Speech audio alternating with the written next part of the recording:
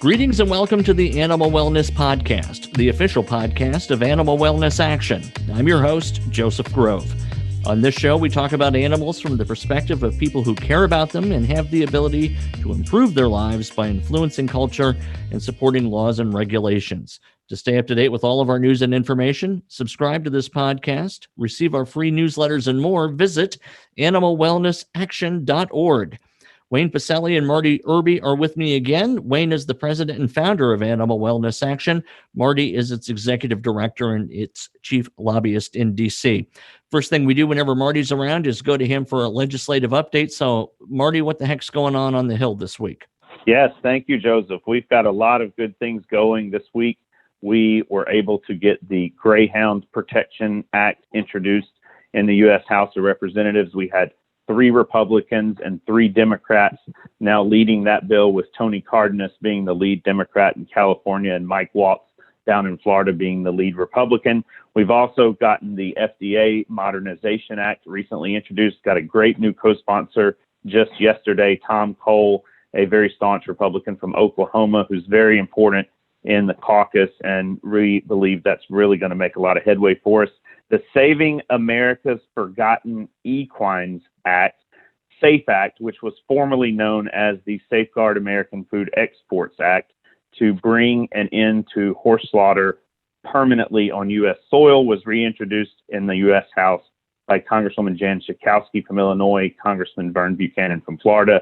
The name change was to steer the ship in a different direction. The former name had been brought into play some years back because the angle was that it was a food safety issue. We don't raise horses for food, and their meat is contaminated by many of the drugs that we'll be discussing today on this podcast. So there's a different play now, going back to the horses themselves. We're looking forward to advancing that bill and hope that we'll soon see a Senate companion bill introduced by Bob Menendez from New Jersey and Lindsey Graham from South Carolina.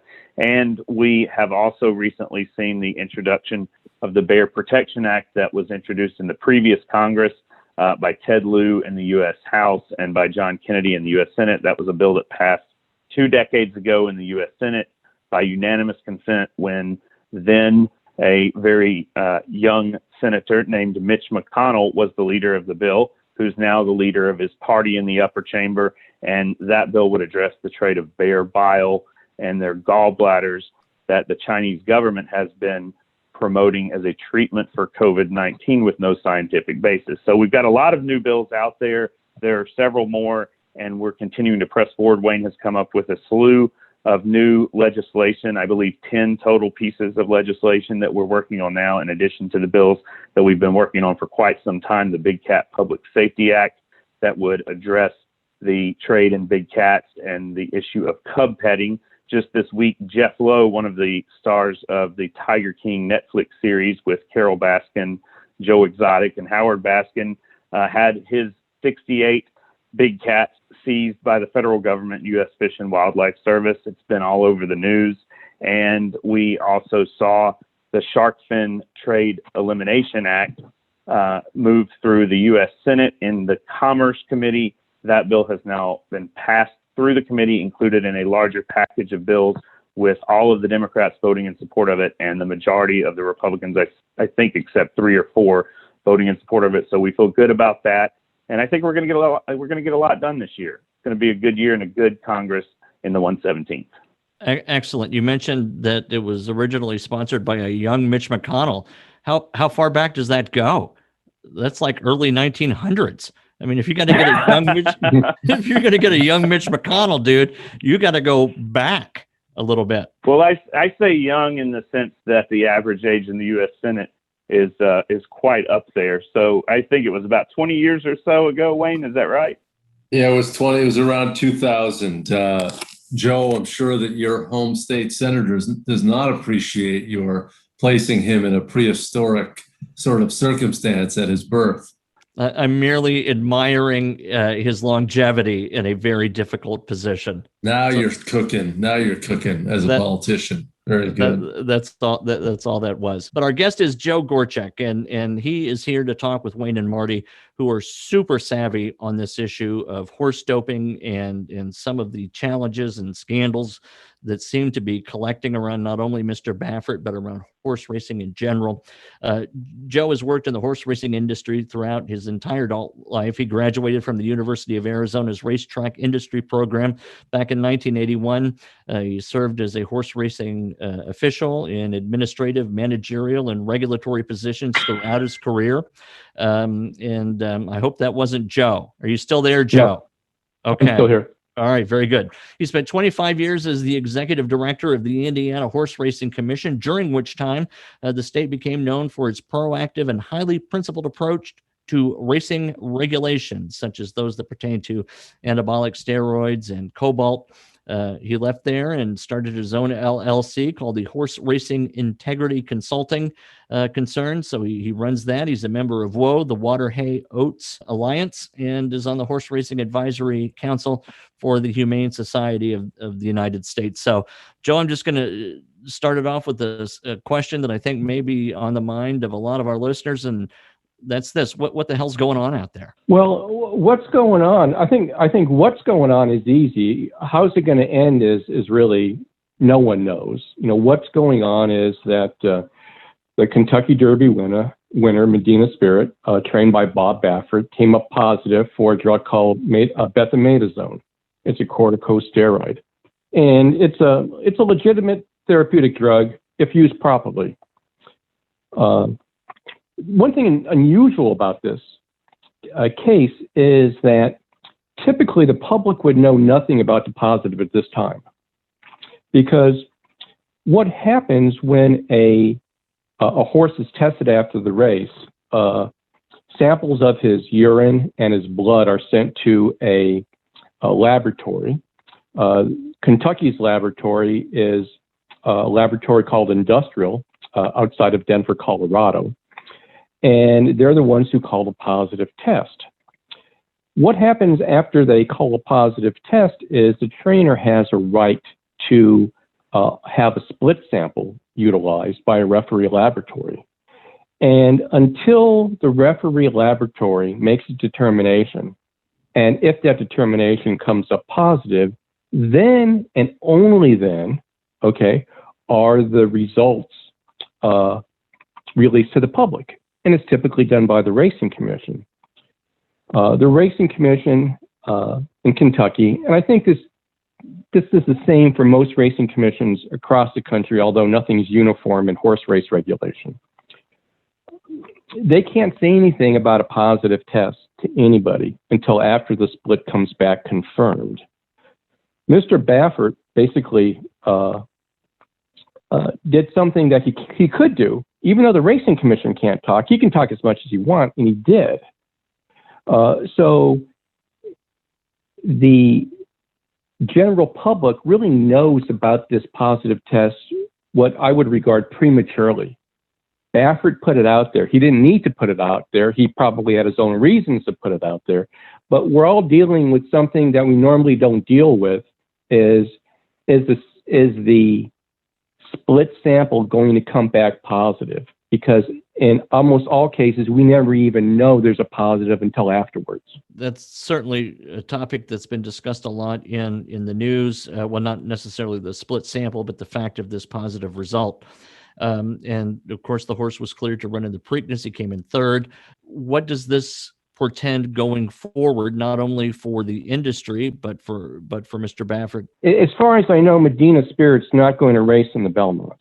Bob Baffert has been told by the New York Racing Association, which manages Belmont Park Racecourse, along with Aqueduct and Saratoga, has effectively barred him from participating in racing in New York City, including Saratoga, temporarily until this matter is resolved.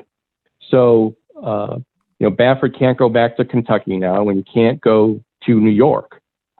So he's pretty much stuck on an island as far as major racing jurisdictions at this point in time in the year, because his home base is California.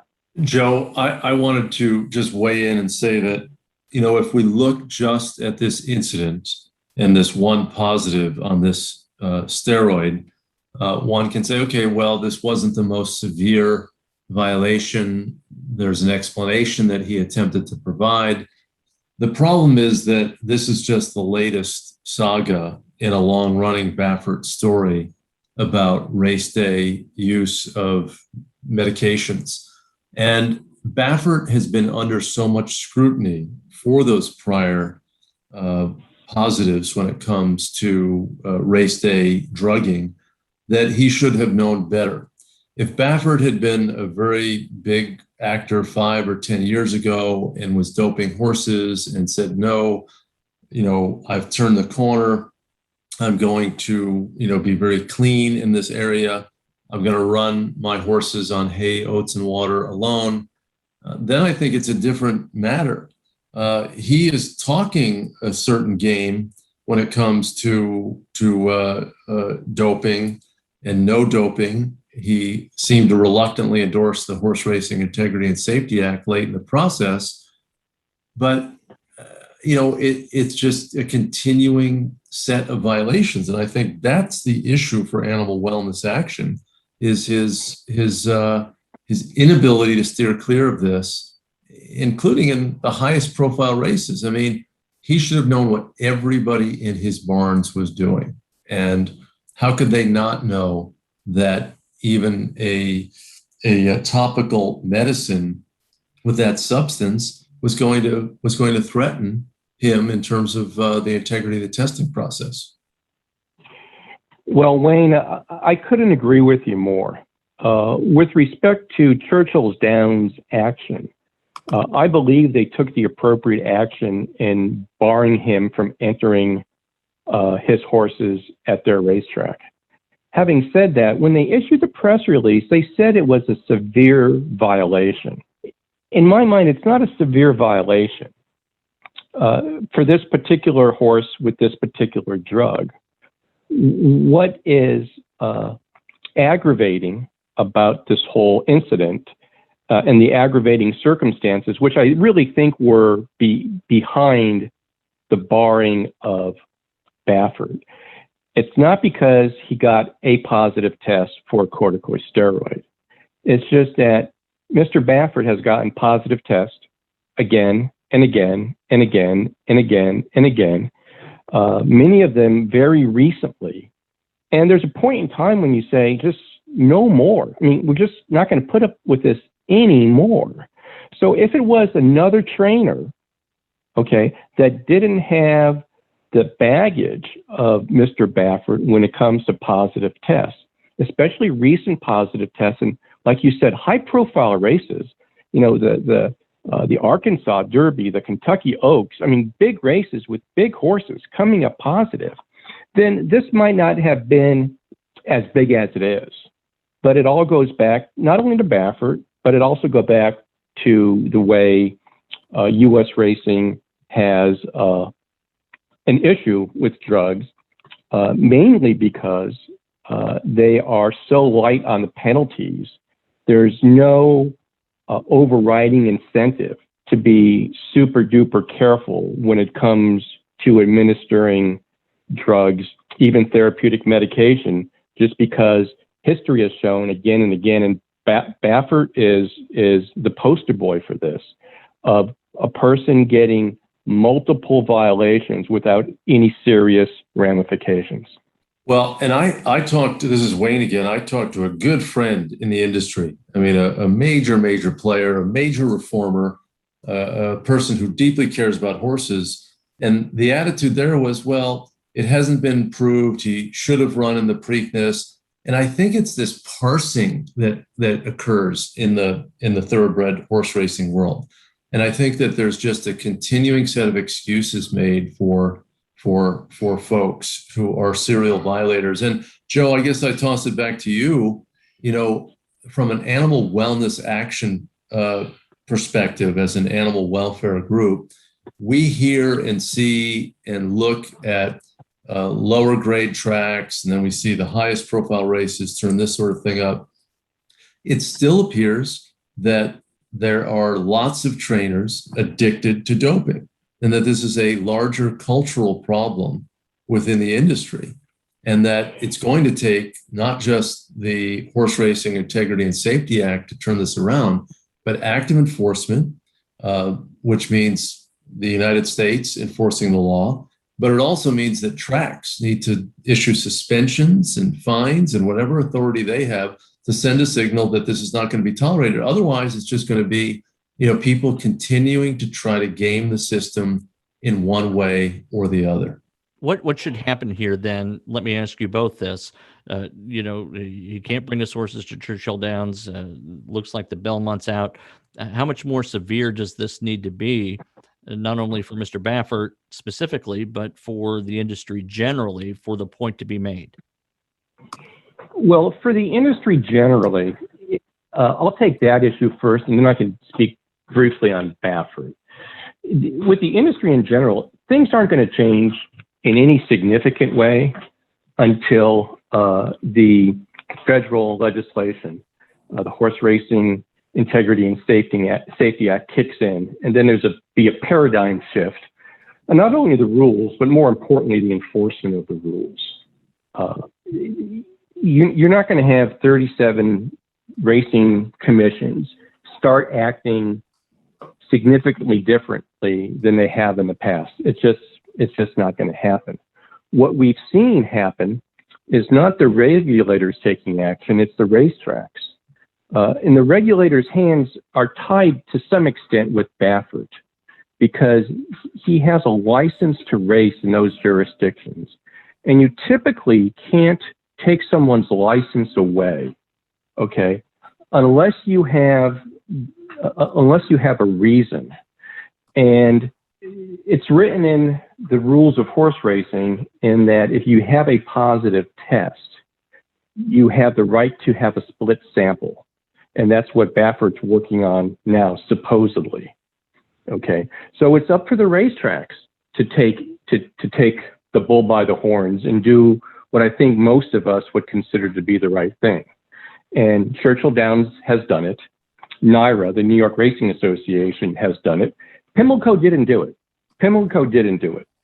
But there's some interesting dynamics with Pimlico is that they're owned by the Stronach Group, which owns Santa Anita, which is Bob Baffert's main headquarters.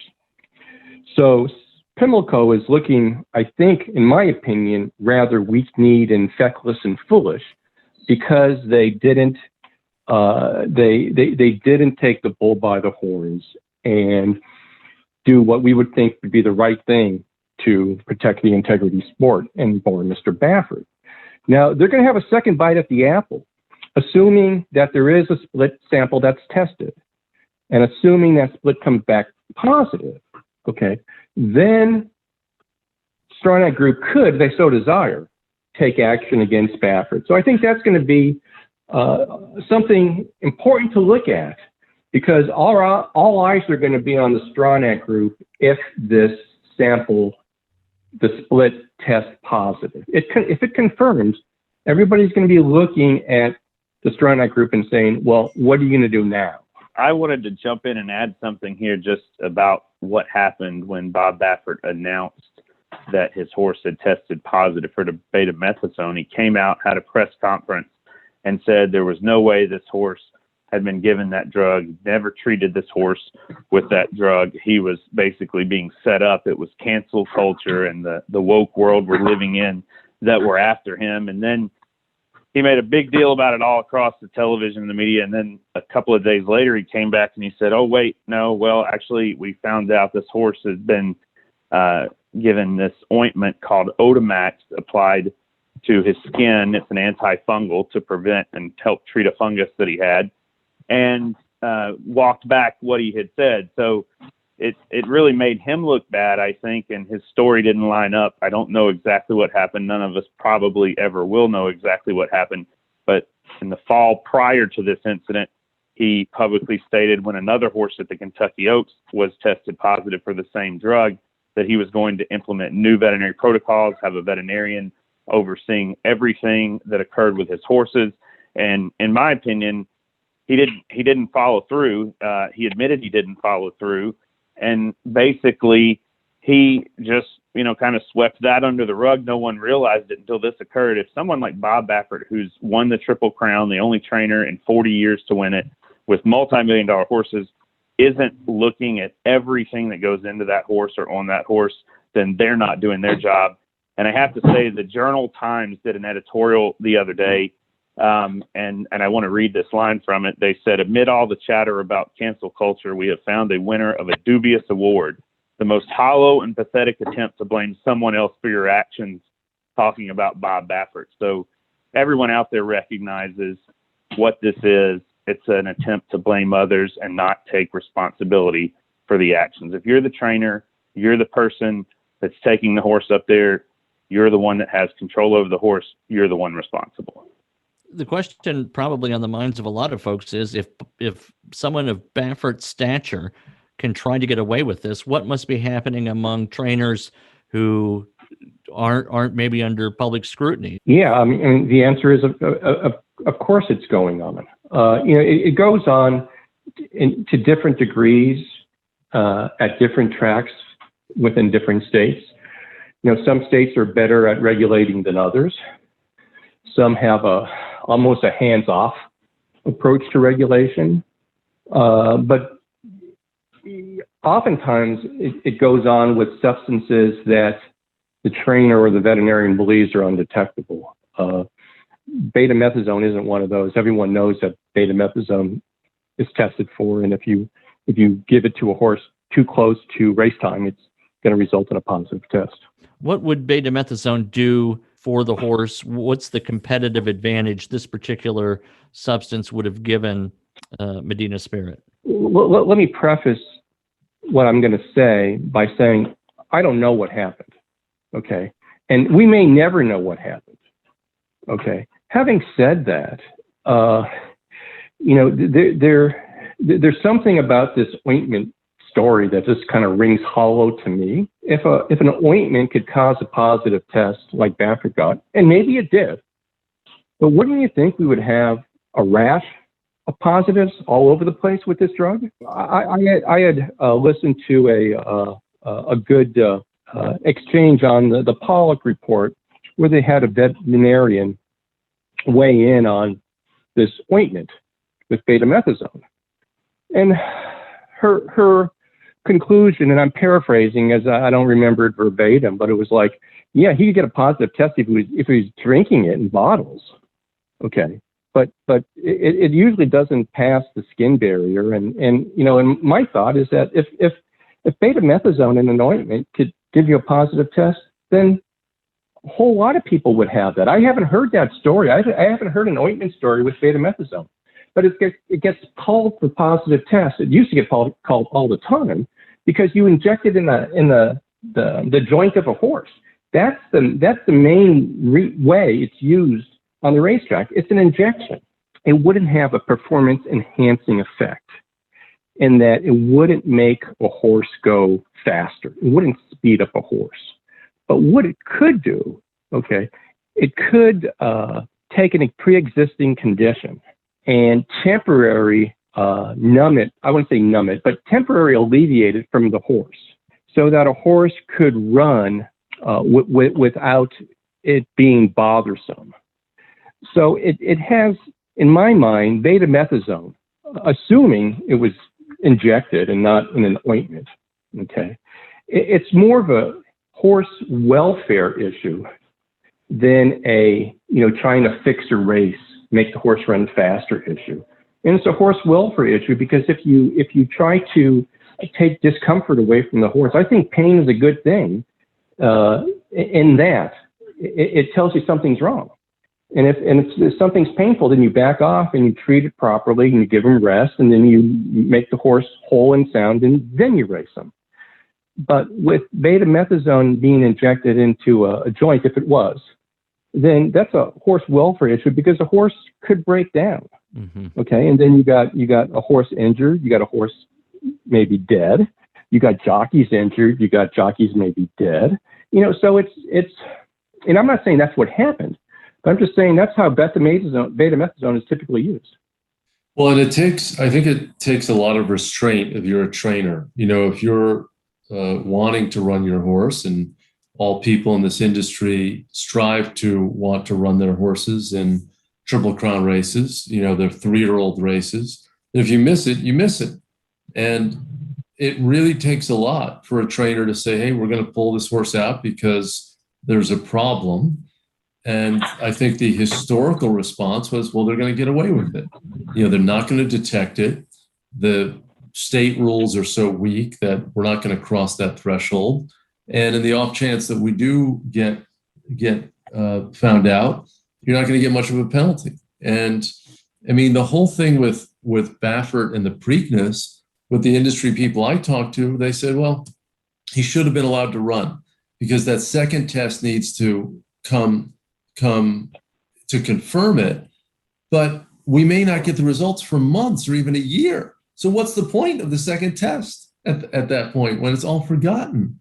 I mean, The question is, why can't you do that second test quickly? Apparently, his barn gets to decide or gets to have input on who the second testing operator is. So I find the whole thing just really bizarre from an oversight perspective, and it's really biased in favor of the trainer. It seems to me. It could even get more bizarre than you suspect, because there's only a handful of racing laboratories, who are competent enough to accept split samples. And most of those who accept split samples don't do that. They refuse to do it just because it's just a pain. The money they charge for a split sample doesn't reflect all the time and effort they need to put into the finding and any follow-up reports and testimony. See, when Baffert comes out and basically says, my horse got betamethasone in the Kentucky Derby, he's alerting every laboratory, okay, that might be called to say, would you accept this test? And if I was a laboratory and someone said, would you take a split sample on the Kentucky Derby, I would say no. I would say no in a heartbeat. Why would I? I'm going to charge $1,000, maybe more, maybe less, and it's going to be a nightmare. Okay, after the results are done, trying to justify them, reports, testimony, going to court. So Baffert coming out this early in the process with that might have skewed the mindset of the laboratories to even accept split samples. And the thing about it is, the Racing Commission can't talk about anything about the split sample until it's done. So the only side we're going to hear from is Baffert. So I'm not even convinced the split has been sent out. Yeah, and I think, you have this compressed schedule, 2-week intervals between the Triple Crown races, and you have this very confusing confirmation testing program with this incredibly long delay. And then the reason or the additional complication that you just mentioned, Joe. And then, you see how Pimlico in the state of Maryland responded versus Belmont in the state of New York. This is a very inconsistent set of responses here. And Wayne, I would leave the Racing Commission's audit for now, because I don't think it had anything to do with it. I don't think Maryland Racing Commission had they might have had some influence, but the regulators in Kentucky and the regulators in New York, this wasn't their call. This just wasn't their call. It was a racetrack's call, and they did the right thing. So what happens if Churchill Downs, for example, wants to take away the win? They have not done that yet. Medina Spirit's still the official winner of the Kentucky Derby still. Yeah, that's another misnomer out there. When Churchill issued the press release, it was probably one of the worst press releases I've seen by a racetrack in my lifetime. To have a half-page press release have so many things that are just wrong or misstated. They left the impression that they were going to not declare Medina Spirit the winner if the test results from the split comes back positive. It's not their call. They don't have anything to say. They don't have anything to say about it. That is the regulatory function. Churchill Downs has nothing to say with who gets the prize money. It's the regulators and only the regulators. They didn't say that in their press release. And in fact, if you read the press release, you would be inclined to believe that it's their call, but it's not their call. You know, Joseph, our host, since we have two Joes here, Yeah. you know, I want to say that this is a really interesting case. I think that what we're seeing is the highest profile guy in the whole world of horse racing, you know, is in this difficult personal situation, this difficult professional situation, and we're seeing a lot of confusion within the industry on how to handle it, but more focus on the idea of addressing this problem in a proactive way, which I think is really an indicator on how the earth has moved within the horse racing industry, the thoroughbred industry, in the last 7 years as the Horse Racing Integrity and Safety Act has been debated. Now it's been passed. Marty and I, my colleague Marty Irby on this call, on this podcast, you know, we've been talking, and Marty has said, hey, we've got other things to do in addition to doping. We at Animal Wellness Action want to work on enforcement, that passing a law is alone insufficient in terms of our response. We've got to see the law enforced. But we also have other on-track and off-track issues that we've got to address. Whipping is one of them. This has come to light. It's gotten additional scrutiny. Hitting the horse, you know, while the horse is in full stride. You know, someone described it, you know, if you were on the back of a sprinter and you were whacking him on the back or in the rear while he or she is trying to run a race, that's a terrible distraction. And it's also just a bizarre behavior. We shouldn't come to accept this as the norm. And then we also have the issue of the disposition of poor performing horses or horses that are no longer wanted.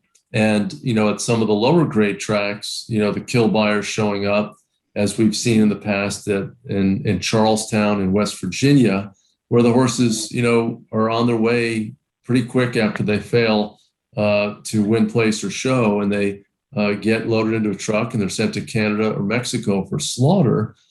These are other problems that need to be addressed. And it's one of the things that we at Animal Wellness Action want to also have focus on in order to have more comprehensive reform. That doping is one big problem. We've been focused on it. Marty testified on the federal bill a year or two ago. I did it 7 years ago. And Joe has been involved in this reform effort for many, many years as an industry insider. But we've got other issues that also need to be addressed. So I think our focus on doping is very, very important, and enforcement. But I also want to be sure that we as a nation also address these other questions on horse racing. If there's a silver lining to the doping issue, is that I'm finding, at least in my conversations with Louisvillians, you know, very close, of course, to Churchill Downs in a community in which Bob Baffert's a household name, is that it provides an entree to talk about some of these other issues, you know, and talking about, you know, the Derby, for example, just bringing up to folks the fact that some of these poor performing horses are, in fact, very quickly sold off and shipped to slaughter. It's mind-boggling to people. They have no idea. But at least this conversation about doping is one way to get into some of the more serious, arguably, issues Wayne you just described. I just wanted to add to our listeners out there, last fall we did a podcast with Monty Roberts, the man who listens to horses. We talked in depth about the whipping issue and how there were scientific studies that even showed that horses run slower because of the use of the whip. I was down earlier this year at the track Wayne just mentioned in Charlestown, West Virginia, which is one of the worst tracks in the country if we're talking about welfare, safety, and the 10 horses that died at that track this year. So there is a raft of other issues that must be dealt with, must be addressed. The racing industry has really done a great job at stepping up and supporting the Horse Racing Integrity and Safety Act, but we've got to do more. And whipping is really something that I believe we can end in this country within the next 5 years. By the end of 2025, I asked some of our friends at the Jockey Club what they thought of that, and they thought that was a realistic goal as well. And we're going to keep pressing in that regard. We just had the Greyhound Protection Act introduced this week that Animal Wellness Action worked with a group called Grey 2K USA, an outstanding national grassroots organization that is focused on greyhound welfare. And that is a ban on greyhound racing. There were 60 greyhound racing tracks a little more than a generation ago in the United States. Now there are 4. 4 are going to go to 2 because 2 of them have a definite timeline to close. And there's just one corporation that owns the 2 tracks, both in West Virginia, that do not have a time frame to close. That company, Delaware North, is neutral on the bill to ban greyhound racing. This is a gambling and food service company that doesn't really care about greyhound racing, that doesn't really think that greyhound racing is an important part of its future business operations. And if the horse racing industry does not address these issues, as we have said, on doping, whipping, disposition of poor performing horses, and they're being sent to slaughter, you're going to see the animal welfare movement, which is increasingly powerful and prominent, drive this discussion. And that discussion is going to get more and more built around the idea of ending horse racing. We have not at Animal Wellness Action called for an end to horse racing, but more and more groups are. And the more that there is this confusion about how they're handling things, the dilly-dallying on the issue of setting up rules and standards, hemming and hawing about whipping or horse slaughter, the more that the industry aggressively addresses these issues, the more favor it will curry with the American public on these issues. And then they can defend the idea that this is a suitable way to interact with horses and treat them, and that this sport has merit as a form of entertainment that doesn't leave too many animal casualties in its wake. And the greyhound racing debate and the fate and trajectory of the greyhound industry is a cautionary tale, it seems to me, for the horse racing industry. It can happen to the horse racing industry if it does not watch itself. The greyhound industry resisted reforms for years, and now you've got it essentially on its last legs. And there's no way the greyhound racing industry can come out of this death spiral. No way at all. Joe, I'm going to turn it over to you for the last word. Grateful you've been with us. Take us out with your final thoughts on this issue and everything that Wayne has said in addition. Well, first off is I'm a believer that the jockey should be allowed to carry a whip, but use it only for the protection of the horse and himself and other horses and other jockeys in the race. The whip to be used for encouragement is something that was acceptable to, let's say, previous generations, but shouldn't be acceptable moving forward. You're going to see in the next few weeks, Monmouth Park Open in New Jersey, and they just instituted the strongest whip regulation in the country. There's already talk about jockeys boycotting that race meet, but it has to start somewhere. So I think a lot of eyes are going to be on New Jersey with regard to whipping, because if it proves to be successful, then that just takes one of the arrows that the pro whipping faction has out of its quiver. Because if it's can be done in one jurisdiction successfully, then it can be done in all jurisdictions successfully. And I'll just close on Baffert.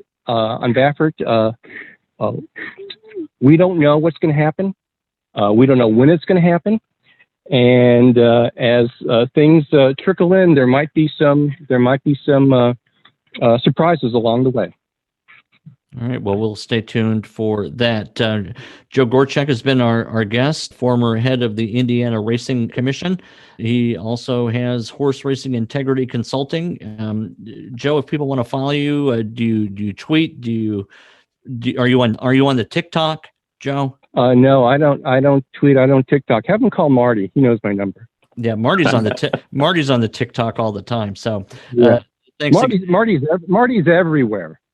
There must be 3 or 4 Martys. I really, truly don't know. Well, same for Wayne. I don't know how they do everything they do in the time. We all 3 of us have 24 hours a day, and you look at their 24 hours, and it makes it seem like 3 or 4 days for me.